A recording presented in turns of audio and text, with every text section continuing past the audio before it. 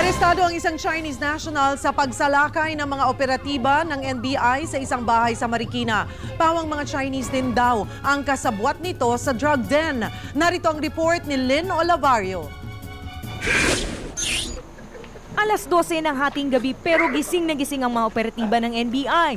Ang maaksyong lakad ng grupo sa apartment ng Chinese national na si David Chua sa Marikina. Mahigit isang buwan na raw nilang minaman-mana ng bahay. Sa loob ng apartment, tumambad sa kanila ang mga drug paraphernalia tulad ng packing machine at weighing scale. Nakumpiska rin ang isang plastic bag ng pinanghihinalaang shabu, cellphone at ID ng isang Lin Xiaomin. Isang plastic bag rin ng shabu ang nakuha sa driver's seat ng Chevrolet Optra na nakaparada sa labas ng apartment. Naabutan naman ng mga otoridad ang Chinese na si Kai Qianhua, ang ama raw ni David Chua. Ano nangyari? Hindi ko alam kung ano kasalanan ko. Kasi dati ako tidak dito. Tapos, yung tidak dito, ito, uwi sa China. Kaya ako punta dito.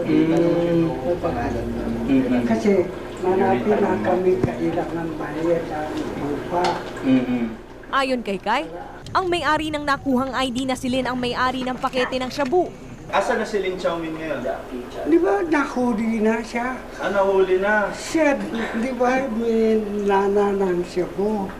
Gumagawa sila dito daily basis ng mga pakonti-konti. Tapos ito ay pinapa-deliver nila sa mga clients nila. With the evidence that we found, we can safely say na kitchen laboratory po ito. Sasailalim pa sa forensic examination ng mga nasabat na droga at drug paraphernalia. Habang si Kai, kinasuhan at binitbit na ng NBI. Lynn Olavario, News 5. Police report.